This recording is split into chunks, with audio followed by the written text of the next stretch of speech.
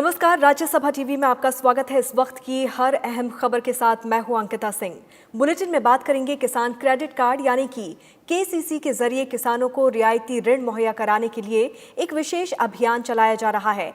अगस्त 2020 तक 1,22,00,000 किसान क्रेडिट कार्डों को 1,02,065 करोड़ रुपए की ऋण सीमा के साथ मंजूरी दी गई है। साथ ही बात करेंगे सरकार की ओर से गारंटी प्राप्त 100% आपातकालीन क्रेडिट लाइन गारंटी योजना यानी कि ECLGS के तहत सार्वजनिक और निजी क्षेत्रों के बैंकों ने 18 अगस्त 2020 तक 1,50,000 करोड़ रुपए से भी ज्यादा के ऋण मंजूर किए हैं। चांद की कक्षा में परिक्रमा लगाते हुए चंद्रयान 2 1 साल पूरा कर चुका है। देश में कोरोना वायरस से संक्रमितों की संख्या 29 लाख के पार पहुंच गई है, तो वहीं इस बीमारी से ठीक होने वालों का आंकड़ा भी 21.5 लाख से ज्यादा हो गया है। इन तमाम खबरों के अलावा देश दुनिया की हर अहम खबर पर रहेगी नजर। शुरुआत करते हैं बुलेटिन की।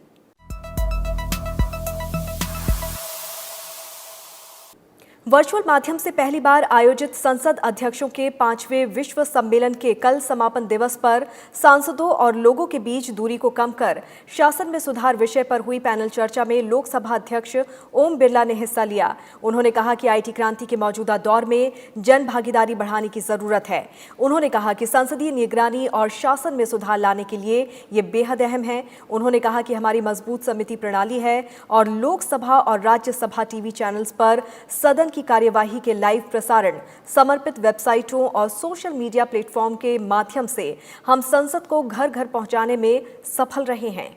संसद अध्यक्षों के 5वें विश्व सम्मेलन को वर्चुअल माध्यम से संबोधित करते हुए लोकसभा अध्यक्ष ओम बिरला ने कहा कि भारतीय संसद 135 करोड़ लोगों की आशाओं और आकांक्षाओं का प्रतिनिधित्व करते हुए जनता से सतत संपर्क बनाए रखने में सक्रिय भूमिका निभा रही है।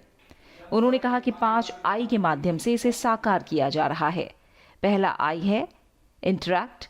इसके तहत सांसद हमेशा जनता से जुड़े रहते हैं और उनसे प्राप्त सूचना और सुझावों को सदन में रखते हैं। दूसरा है इन्फॉर्म, जो प्रसार माध्यमों और सोशल मीडिया के माध्यम से सरकारी योजनाएं और नीतियों को जमीन तक पहुंचाने के लिए होता है। इन्वॉल्व तीसरी कड़ी है, जिसमें जन जन को विकास प्रक्रिया में शामिल किया जाता है। इम्बाइब यानी जनता से शासन प्रक्रिया पर मिले सुझावों को आत्मसात किया जाता है। और इम्प्रूव के तहत शासन प्रक्रिया और योजनाओं में अपेक्षित सुधार किया जाता है। लोकसभा अध्यक्ष ने कहा कि भारतीय संसद का पारदर्शिता और सुशासन सुनिश्चित करने पर हमेशा जोर रहा है। कोविड-19 महामारी के दौरान भी संसद ने सांसदों और जनता के बीच हर पल संपर्क बनाए रखा। हजारों जरूरतमंद लोगों को तत्काल राहत और आवश्यक सहायता प्रदान कराई। उन्होंने कहा कि हमारी मजबूत समिति प्रणाली है जो विधायी जांच में जनता की सक्रिय भागीदारी सुनिश्चित करती है। 2 दिन तक चले इस सम्मेलन में प्रतिभागियों ने महिला पुरुष समानता, राजनीतिक प्रक्रिया में युवाओं की भागीदारी, जलवायु परिवर्तन, मानव प्रवास और आतंकवाद जैसे अनेक मुद्दों पर अपने अनुभवों को साझा किया। पैनल चर्चा में सांसद राजीव प्रताप रूडी और मीनाक्षी लेखी के अलावा लोकसभा की महासचिव स्नेहलता श्रीवास्तव भी शामिल हुई। कोविड-19 महामारी और विश्व पर इसके विनाशकारी प्रभाव के परिदृश्य में आयोजित इस सम्मेलन का उद्देश्य बेहतर विश्व के निर्माण के लिए बहुपक्षवाद और अंतर्राष्ट्रीय सहयोग को बढ़ावा देना रहा। इसका आयोजन अंतर संसदीय संघ, जेनेवा और ऑस्ट्रिया की संसद ने संयुक्त रूप से किया, जिसमें संयुक्त राष्ट्र ने भी सहयोग दिया। इस सम्मेलन के दूसरे भाग का आयोजन अगले साल वियना, ऑस्ट्रिया में होगा। अरविंद कुमार सिंह के साथ bureau report, Rajya Sabha TV. Bharat ने कहा कि अंतर्राष्ट्रीय समुदाय को आतंकवाद प्रायोजित करने के लिए पाकिस्तान को अलग थलग कर देना चाहिए। वर्चुअल माध्यम से आयोजित विश्व की संसदों के अध्यक्षों के 5वें सम्मेलन में लोकसभा अध्यक्ष ओम बिरला ने आतंकवाद को फैलाने की पाकिस्तान की साजिशों की पोल खोलते हुए ये बयान दिया। आतंकवाद को समर्थन और प्रोत्साहन देने की पाकिस्तान की नीतियों को भारत ने एक बार फिर उजागर किया है। भारत ने कहा है कि पाकिस्तान एक ऐसा देश है जिसके प्रधानमंत्री ने वैश्विक आतंकवादी ओसामा बिन लादेन को शहीद कहा। संसद अध्यक्षों के 5वें वैश्विक सम्मेलन में आतंकवाद से जुड़े एक विषय पर चर्चा के दौरान ओम बिरला ने पाकिस्तान की नेशनल असेंबली के स्पीकर के बयान का करारा जवाब दिया। उन्होंने कहा कि प्रतिबंधों की निगरानी से जुड़ी संयुक्त राष्ट्र की एक टीम ने कहा है कि पाकिस्तान आतंक के निर्यात में लगा है और उसके 6000 से ज्यादा नागरिक आतंकी गतिविधियों में लिप्त हैं। लोकसभा अध्यक्ष ओम बिरला ने कहा कि पाकिस्तान के प्रधानमंत्री ने खुद ये माना है कि 40,000 आतंकवादी उनकी जमीन पर हैं। ओम बिरला ने यह भी कहा कि जम्मू कश्मीर भारत का अभिन्न अंग है, हमेशा रहेगा। साथ ही उन्होंने ये भी कहा कि भारत पाकिस्तान से सीमा पार आतंकवाद समाप्त करने का आह्वान करता है, लेकिन हमारी पहल को कमजोरी के संकेत के रूप में नहीं लिया जाना चाहिए। भारत ने संसद अध्यक्षों के 5वें विश्व सम्मेलन में पाकिस्तान के बयान पर उत्तर देने के अधिकार का उपयोग करते हुए ये बातें कहीं। लोकसभा अध्यक्ष ओम बिरला ने सम्मेलन में भारतीय संसदीय प्रतिनिधिमंडल का नेतृत्व किया। 2 दिन चले इस वर्चुअल सम्मेलन का आयोजन संयुक्त राष्ट्र के सहयोग से जिनेवा स्थित अंतर संसदीय संघ और ऑस्ट्रेलिया की संसद ने किया था। Bureau report, Rajya Sabha TV. आज अंतर्राष्ट्रीय आतंकवाद पीड़ित स्मृति और समर्थन दिवस भी है। आतंकवाद मौजूदा दौर का एक सबसे चुनौतीपूर्ण मुद्दा है, जो शांति और सुरक्षा के लिए एक गंभीर खतरा है। कोई देश खुद को इससे बचा हुआ नहीं समझ सकता। दुनिया में लगभग हर राष्ट्रीयता के लोग आतंकवादी हमलों के शिकार हो रहे हैं। भारत बार बार पाकिस्तान प्रायोजित आतंकवाद के निशाने पर रहा है। संसद अध्यक्षों के 5वें विश्व सम्मेलन में भारत ने कहा कि 1965, 1971 और 1999 में जम्मू कश्मीर में हमला, मुंबई और संसद पर आतंकी हमले, उरी और पुलवामा में हुए आतंकी हमले, ये सब पाकिस्तान सरकार प्रायोजित आतंकवाद की नीति का सबूत हैं। हाफिज सईद, मसूद अजहर और एहसानुल्लाह एहसान जैसे आतंकवादियों के खिलाफ कोई कार्रवाई नहीं करना भी इसका प्रमाण है। सीमा पार पाकिस्तान से आने वाले आतंकी हमेशा से जम्मू कश्मीर में दहशतगर्दी फैलाते रहे हैं। पिछले 3 दशकों की बात करें तो जम्मू कश्मीर में आतंकियों ने 2019 तक 71,000 से अधिक आतंकी वारदातों को अंजाम दिया। इनमें 14,000 से अधिक नागरिक मारे गए, जबकि सेना के 5,300 से ज्यादा जवान शहीद हो गए। इन हमलों के दौरान आतंकियों का सामना करते हुए भारतीय सुरक्षा बलों ने इसी अवधि में 22,500 से अधिक दहशतगर्दों का सफाया भी कर दिया। करीब 1,000 आतंकी पिछले 6 सालों में ही मारे गए हैं। Bureau report, Rajya Sabha TV. संसद की लोक लेखा समिति यानी कि पीएसी की आज अहम बैठक हुई। इस बैठक में केंद्र सरकार के संपदा निदेशालय से जुड़े विषयों पर समिति ने पड़ताल की शुरुआत की। लोक लेखा समिति CAG की 2016 की 11वीं रिपोर्ट के खंड 19 की टिप्पणियों के आधार पर संपदा निदेशालय की पड़ताल कर रही है। अधीर रंजन चौधरी की अध्यक्षता वाली लोक लेखा समिति की 7वीं बैठक में आज शहरी और आवासन सचिव DS मिश्रा पेश हुए और उन्होंने विषय से संबंधित साक्ष्य समिति के समक्ष प्रस्तुत किए। संपदा निदेशालय के अधिकारियों ने भी समिति के समक्ष अपेक्षित तथ्यों को रखा। 2020-21 में समिति कई अहम मसलों की पड़ताल कर रही है। समिति की ये 7वीं बैठक थी, जो करीब 7 घंटे चली। संसद भवन परिसर में आज ग्रामीण विकास संबंधी संसदीय स्थायी समिति ने प्रधानमंत्री आवास योजना ग्रामीण की पड़ताल के क्रम में ग्रामीण विकास मंत्रालय के प्रतिनिधियों का साक्ष्य लिया। समिति ने अपने दायरे में आने वाली अनुदान मांगों से संबंधित 3 ड्राफ्ट रिपोर्ट को भी मंजूरी दी। ये रिपोर्ट सरकार की ओर से समिति की सिफारिशों पर की गई कार्यवाही से संबंधित है। भारत सरकार की महत्वाकांक्षी प्रधानमंत्री ग्रामीण आवास योजना की पड़ताल को लेकर ग्रामीण विकास संबंधी स्थायी समिति ने शुक्रवार को मंत्रालय के प्रतिनिधियों के साथ चर्चा की। सांसद प्रताप राव जाघव की अध्यक्षता वाली इस समिति के समक्ष ग्रामीण विकास मंत्रालय के सचिव नागेंद्र नाथ सिन्हा ने साक्ष्यों को प्रस्तुत किया। समिति की ये 12वीं बैठक थी, जो करीब 2.5 घंटे चली। समिति ने 2019-20 के दौरान पड़ताल के लिए प्रधानमंत्री ग्रामीण आवास योजना विषय लिया था। इस पर समिति ने इसी साल 9 जनवरी को भी बैठक की थी। ग्रामीण गरीबों के लिए एक आवास योजना पहले से ही मौजूद थी, लेकिन इसका कार्यान्वयन अपेक्षित स्तर पर मजबूत नहीं था। लिहाजा 20 नवंबर 2016 को नई योजना शुरू की गई। इसमें घरों में पानी, गैस, शौचालय और बिजली आपूर्ति जैसी सुविधाएं शामिल कर योजना को और व्यापक बनाया गया। नई प्रौद्योगिकियों का उपयोग भी किया जा रहा है और घरों का न्यूनतम क्षेत्रफल बढ़ाकर 25 वर्ग मीटर किया गया है। प्रधानमंत्री ग्रामीण आवास योजना के विभिन्न पक्षों पर संसदीय स्थायी समिति पहली बार व्यापक पड़ताल कर रही है। अरविंद कुमार सिंह, राज्यसभा टीवी। बीजेपी के साथ गठजोड़ का आरोप झेल रहे फेसबुक के अधिकारियों की 2 सितंबर को संसदीय समिति के समक्ष पेशी होनी है। संसदीय समिति ने फेसबुक के अधिकारियों को पेश होने के लिए समन दिया है। समिति के अध्यक्ष कांग्रेस सांसद शशि थरूर हैं। संसद की सूचना और प्रौद्योगिकी संबंधी स्थायी समिति फेसबुक की तरफ से बीजेपी से जुड़े खातों को लेकर पक्षपात के आरोपों पर सवाल कर सकती है। समिति ने 2 सितंबर को होने वाली बैठक में फेसबुक के अधिकारियों को तलब किया है। इस दौरान सोशल मीडिया मंचों के दुरुपयोग को नियंत्रित करने के संबंध में फेसबुक के अधिकारियों से जानकारी जुटाई जाएगी। बैठक में फेसबुक के अलावा केंद्रीय इलेक्ट्रॉनिक और सूचना प्रौद्योगिकी मंत्रालय के अधिकारियों को भी बुलाया गया है। फेसबुक इंडिया के अधिकारियों पर आरोप है कि उन्होंने बीजेपी नेताओं के विवादित लेखों को फेसबुक से हटाने को लेकर पक्षपात किया। अमेरिकी अखबार वॉल स्ट्रीट जर्नल के इस दावे के बाद से बीजेपी और कांग्रेस आमने सामने है। मामले में पूर्व केंद्रीय मंत्री राज्यवर्धन सिंह राठौर ने लोकसभा अध्यक्ष ओम बिरला को चिट्ठी लिखकर समिति के अध्यक्ष शशि थरूर पर सवाल उठाए हैं। सूचना प्रौद्योगिकी मामलों की संसदीय स्थायी समिति के अध्यक्ष शशि थरूर और समिति के सदस्य निशिकांत दुबे भी एक दूसरे के खिलाफ विशेषाधिकार के उल्लंघन का नोटिस भेज चुके हैं। Bureau report, Rajya Sabha TV.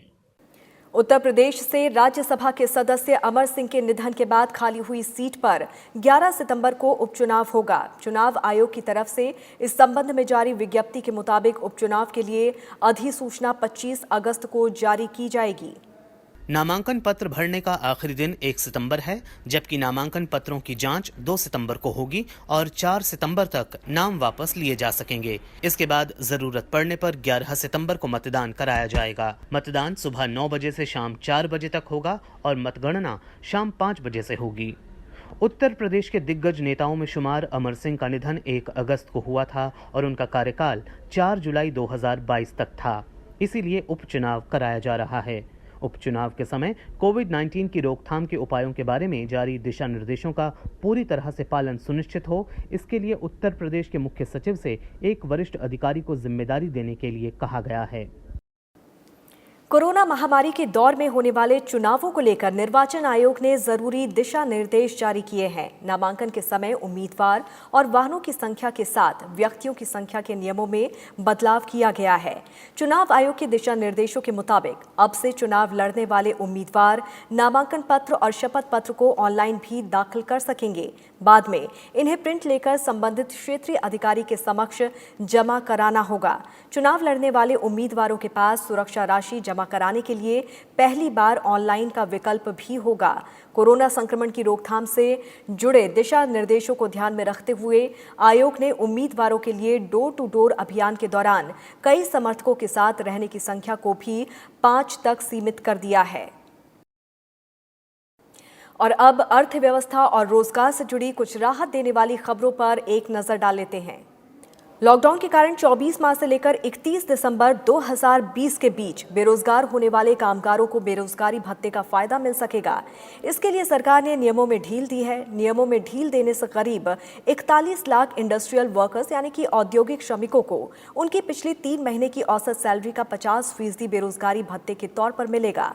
ये भुगतान अटल बीमित व्यक्ति कल्याण योजना के तहत किया जाएगा। वित्त वर्ष 2021 की पहली तिमाही के दौरान ईपीएफओ के ग्राहक आधार में करीब 8.47 लाख सदस्यों का इजाफा हुआ है। कर्मचारी भविष्य निधि संगठन यानी कि ईपीएफओ की ओर से जारी आंकड़ों से ये पता चलता है। कोविड-19 वैश्विक महामारी के प्रकोप ने अप्रैल और मई 2020 में पंजीकरण पर प्रतिकूल प्रभाव डाला था। लॉकडाउन के बावजूद अप्रैल और मई के महीने में ईपीएफओ की सामाजिक सुरक्षा योजनाओं में 20,000 और 1.72 लाख शुद्ध नए ग्राहक जोड़े गए। जून में 6.55 लाख शुद्ध ग्राहकों के साथ तेजी से सुधार हुआ और इस महीने के दौरान 280% की उल्लेखनीय वृद्धि दर्ज की गई। प्रकाशित किए गए डेटा में उन सभी नए सदस्यों को शामिल किया गया है जो कि महीने के दौरान शामिल हुए थे और जिनका योगदान हासिल हो चुका है। प्रधानमंत्री गरीब कल्याण रोजगार अभियान 6 राज्यों उत्तर प्रदेश, बिहार, झारखंड, मध्य प्रदेश, ओडिशा और राजस्थान में अपने गांवों में लौट आए प्रवासी मजदूरों को रोजगार उपलब्ध कराने के लिए मिशन मोड पर कार्रवाई कर रहा है। प्रधानमंत्री गरीब कल्याण रोजगार अभियान के 7वें सप्ताह तक कुल 21 करोड़ श्रमदिन रोजगार उपलब्ध कराए गए हैं और इस पर अब तक 16,768 करोड़ रुपए खर्च किए जा चुके हैं। इस अभियान के जरिए इन 6 राज्यों के 116 जिलों में आजीविका के अवसर उपलब्ध कराते हुए ग्रामीणों को मजबूत किया जा रहा है। कोविड-19 महामारी को देखते हुए प्रवासी श्रमिकों और ग्रामीण क्षेत्रों में प्रभावित नागरिकों के लिए रोजगार और आजीविका के अवसरों को बढ़ावा देने के लिए प्रधानमंत्री गरीब कल्याण रोजगार अभियान शुरू किया गया था। केंद्र सरकार की महत्वपूर्ण परियोजनाओं में शामिल प्रधानमंत्री रोजगार सृजन कार्यक्रम यानी कि PMEGP के तहत परियोजनाओं की स्वीकृति इस साल अप्रैल से 18 अगस्त के बीच 44% बढ़ी है। खादी और ग्रामोद्योग आयोग यानी कि KVIC ने ये जानकारी दी है। KVIC के मुताबिक वर्ष 2020 में अप्रैल से अगस्त की अवधि के दौरान वित्त पोषक बैंकों ने 11,191 परियोजनाओं को मंजूरी दी और आवेदकों को 345.43 करोड़ रुपए की शुरुआती राशि भी उपलब्ध करा दी गई। पिछले वित्त वर्ष के पहले 5 महीने में 9,161 परियोजनाओं के लिए 276.09 करोड़ की मार्जिन मनी का वितरण किया गया था। बैंकों से मंजूर परियोजनाओं की संख्या में 22% की वृद्धि हुई है। KVIC ने वित्त पोषण उपलब्ध कराने वाले बैंकों को इस साल अब तक 1,03,000 परियोजनाओं के आवेदनों को मंजूरी दी है और आगे भेजे हैं। Bureau report, Rajya Sabha TV. Bharat सरकार की ओर से गारंटी प्राप्त 100% आपातकालीन क्रेडिट लाइन गारंटी योजना यानी कि ECLGS के तहत सार्वजनिक क्षेत्र निजी क्षेत्रों के बैंकों ने 18 अगस्त 2020 तक 1,50,000 करोड़ रुपए से भी ज्यादा के ऋण मंजूर किए हैं। इनमें से 1 लाख करोड़ रुपए से अधिक के ऋण पहले ही बांटे जा चुके हैं। सरकार ने ECLGS की घोषणा आत्मनिर्भर भारत पैकेज के एक हिस्से के रूप में की है। इसका मकसद विभिन्न सेक्टर्स, खासकर MSME यानी कि सूक्ष्म लघु और मध्यम उद्यम को ऋण देकर कोविड-19 के कारण किए गए लॉकडाउन में पैदा हुए संकट के असर को कम किया जा सके। इस योजना के तहत सार्वजनिक क्षेत्र के बैंकों ने 76,000 करोड़ रुपए से ज्यादा के ऋण मंजूर किए हैं। इनमें 56,000 करोड़ रुपए से ज्यादा के ऋण पहले ही बांटे जा चुके हैं। निजी क्षेत्र के बैंकों ने 74,700 करोड़ रुपए से ज्यादा के ऋण मंजूर किए हैं, जिनमें से 45,700 करोड़ रुपए से ज्यादा के ऋण पहले ही बांटे जा चुके हैं। इस योजना के तहत शीर्ष ऋणदाता Bharatiya state bank, Canara bank, Punjab national bank, bank of India, union bank of India और HDFC बैंक लिमिटेड है। Bureau report, Rajya Sabha TV. कोविड-19 के झटकों से कृषि क्षेत्र को बचाने के लिए किसान क्रेडिट कार्ड यानी कि KCC के जरिए किसानों को रियायती ऋण मुहैया कराने के लिए एक विशेष अभियान चलाया जा रहा है। 17 अगस्त 2020 तक 1 करोड़ 22 लाख किसान क्रेडिट कार्डों को 1,02,065 करोड़ रुपए की ऋण सीमा के साथ मंजूरी दी गई है। इससे ग्रामीण अर्थव्यवस्था में नई जान फूंकने और कृषि क्षेत्र के विकास की गति तेज करने में काफी मदद मिलेगी। सरकार ने आत्मनिर्भर भारत पैकेज के एक हिस्से के रूप में 2 लाख करोड़ रुपए के रियायती ऋण का प्रावधान या व्यवस्था करने की घोषणा की थी, जिससे मछुआरों और डेयरी किसानों समेत 2 करोड़ 50 लाख किसानों के लाभान्वित होने की उम्मीद है।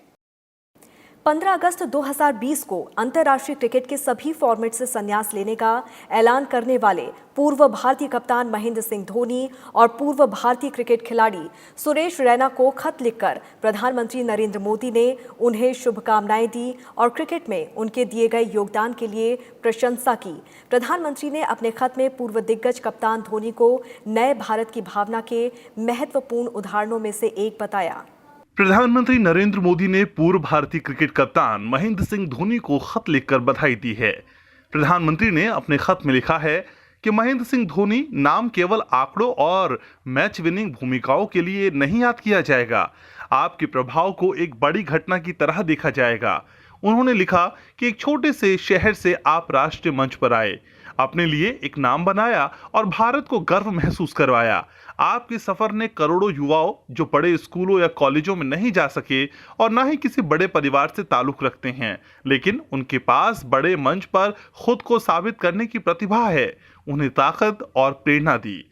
पीएम ने लिखा कि आप नए भारत की भावना की सबसे अहम तस्वीर हैं, जहां परिवार का नाम युवाओं की किस्मत नहीं लिखता, बल्कि वो अपना नाम खुद बनाते हैं और अपनी किस्मत खुद चुनते हैं। प्रधानमंत्री ने अपने लंबे पत्र में ये भी लिखा कि आपके संन्यास की घोषणा से 130 करोड़ भारतीय निराश थे, लेकिन दिल से आपके आभारी भी हैं उन सब के लिए जो आपने पिछले 1.5 दशक में भारतीय क्रिकेट के लिए किया है।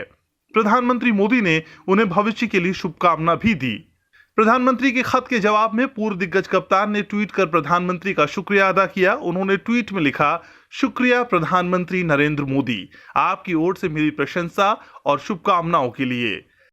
राजीव गांधी खेल रत्न और पद्म भूषण पुरस्कार से भी सम्मानित देश के सबसे सफल टेस्ट कप्तान महेंद्र सिंह धोनी ने अपने टेस्ट करियर के दौरान 90 अंतर्राष्ट्रीय मैचों में 4,876 रन बनाए, जबकि वनडे करियर में खेले गए 350 अंतर्राष्ट्रीय मैचों में 10,773 रन बनाए।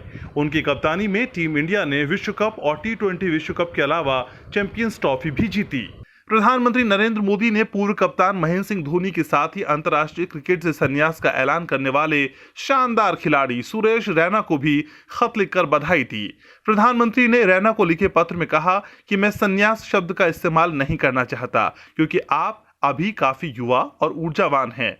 आपके क्रिकेट करियर में कई बार चोटों के कारण आपको नाकामी झेलनी पड़ी, लेकिन आप हर बार उन चुनौतियों से निखर कर आए। प्रधानमंत्री ने उनके चुस्त क्षेत्र रक्षण की तारीफ करते हुए कहा कि आपकी फील्डिंग शानदार और मिसाल रही। अंतर्राष्ट्रीय क्रिकेट में कुछ बेहतरीन कैच आपने लपके, चुस्त फील्डिंग से आपने कई रन बचाए। उन्होंने स्वच्छ भारत अभियान और महिला सशक्तिकरण में योगदान के लिए भी रैना की सराहना की। सुरेश रैना ने प्रधानमंत्री को ट्वीट कर उनकी प्रशंसा और शुभकामनाओं के लिए उन्हें धन्यवाद दिया। Bureau report, Rajya Sabha TV. और बुलेटिन में अब बात करेंगे कोरोना से जुड़ी खबरों की।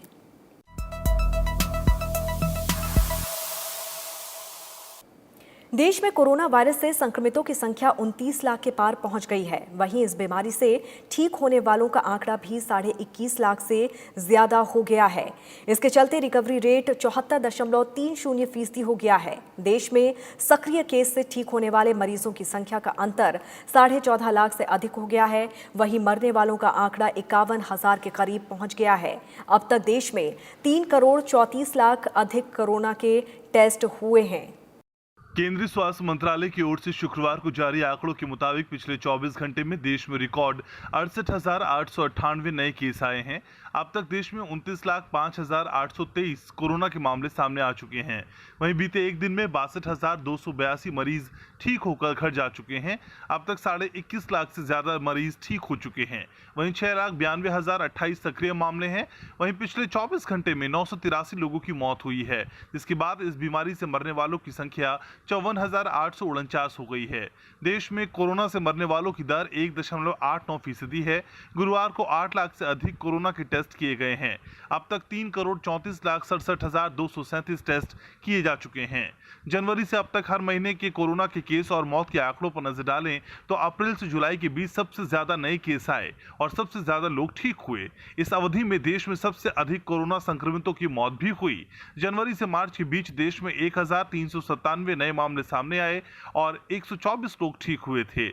वहीं 35 लोगों की मौत हुई। अप्रैल से जुलाई के बीच देश में करीब 17 लाख नए मामले आए। इस दौरान करीब 11 लाख ठीक हुए और 36,000 से अधिक लोगों की जान गई। अगस्त के महीने में अब तक 12 लाख से अधिक लोग कोरोना से संक्रमित हुए और 10,64,000 से ज्यादा लोग ठीक हो चुके हैं। इस दौरान 18,338 लोग मारे गए। Bureau report, Rajya Sabha TV. बीते 24 घंटे में सबसे अधिक केस महाराष्ट्र में दर्ज किए गए हैं, जहां 14,000 से अधिक मामले सामने आए हैं। आंध्र प्रदेश, कर्नाटक, तमिलनाडु में 5,000 से अधिक केस सामने आए हैं, जबकि 13 राज्यों में 1,000 से 5,000 के बीच मामले पहचान में आए हैं। पिछले एक दिन में महाराष्ट्र में 10,000 से अधिक कोरोना के मामले दर्ज किए गए हैं और इस दौरान 12,000 से अधिक लोग ठीक हुए हैं और 326 लोगों की मौत हुई है। बीते 24 घंटे में आंध्र प्रदेश, कर्नाटक, तमिलनाडु में 5,000 से अधिक केस सामने आए हैं। इन तीनों राज्यों में कुल 22,764 नए केस आए हैं। इस दौरान 1,632 सक्रिय मामले आए और तीनों राज्यों में 20,819 लोग ठीक हुए हैं, जबकि 313 लोगों की जान गई है। इसी तरह 13 राज्यों में एक दिन में 1 से 5,000 नए मामले आए। इन राज्यों में कुल 26,701 नए मामले आए और 25,000 से अधिक लोग ठीक हुए हैं। इन राज्यों में 290 लोगों की मौत हुई। इसके अलावा बाकी 18 राज्यों और केंद्र शासित प्रदेशों में कुल 4,786 नए कोरोना के मामले आए और 4,000 से ज़्यादा लोग ठीक भी हुए हैं। यहाँ 54 लोगों की मौत हुई है। दुनिया में कोरोना वायरस संक्रमण के अब तक 2 करोड़ 28 लाख से अधिक मामले सामने आ चुके हैं। इनमें 1 करोड़ 55 लाख से अधिक मरीज ठीक हो चुके हैं, जबकि 7,97,000 से अधिक लोगों की मौत हो चुकी है। महाद्वीप के हिसाब से देखें तो सबसे अधिक उत्तरी अमेरिका में सबसे अधिक केस सामने आए हैं। यहाँ सबसे ज्यादा लोगों की मौत भी हुई है। इसके बाद एशिया में कोरोना के सबसे ज्यादा केस दर्ज किए गए हैं। ऑस्ट्रेलिया महाद्वीप में सबसे कम मामले और मौत कोरोना से हुई है।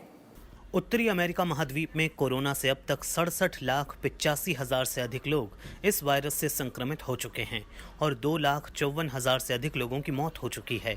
वहीं सक्रिय मामलों की संख्या 27 लाख से अधिक है, जबकि 37 लाख से अधिक ठीक हो चुके हैं। कोरोना से सबसे ज़्यादा प्रभावित दूसरा महाद्वीप एशिया है। यहाँ अब तक 60,40,000 से अधिक लोग संक्रमित हो चुके हैं। वहीं 1,26,000 से ज़्यादा लोगों की मौत हो चुकी है।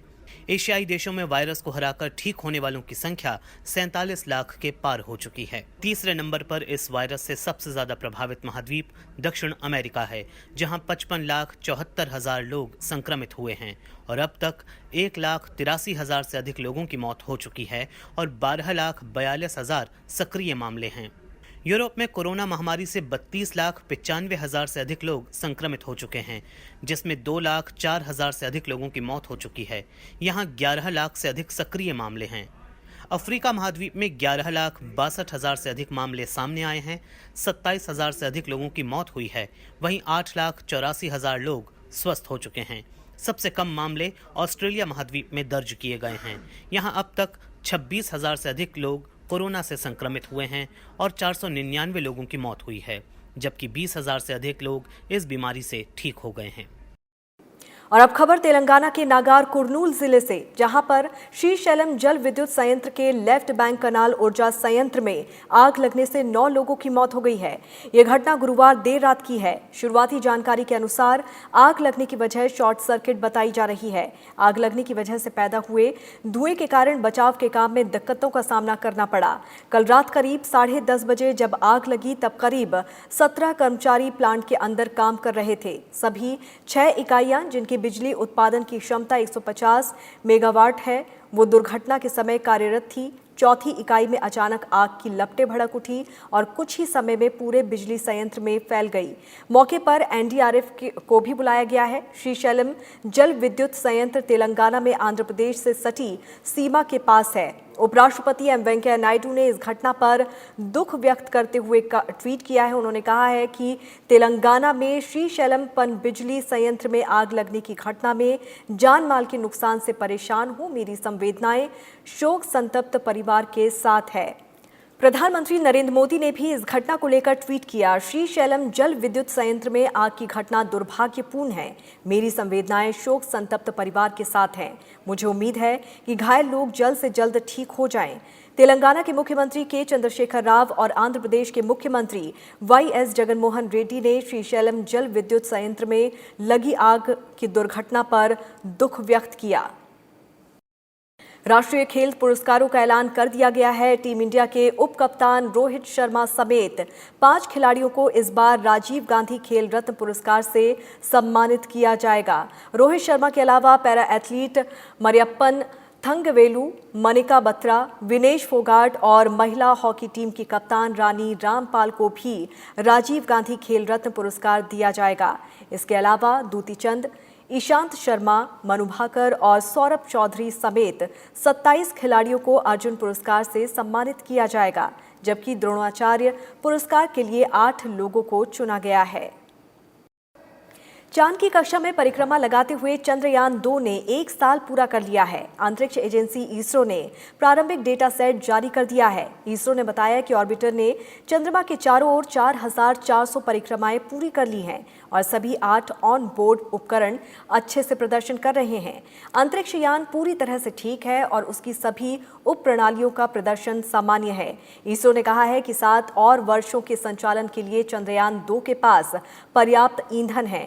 भारत के दूसरे चंद्र अभियान चंद्रयान 2 का प्रक्षेपण 22 जुलाई 2019 को किया गया था और 1 साल पहले यानी कि 20 अगस्त को इसने चंद्रमा की कक्षा में प्रवेश किया था। 7 सितंबर को चंद्रमा पर लैंडिंग के दौरान लैंडर विक्रम का इसरो से संपर्क टूट गया था। हालांकि बाद में पता चला कि विक्रम ने चांद पर हार्ड लैंडिंग की है।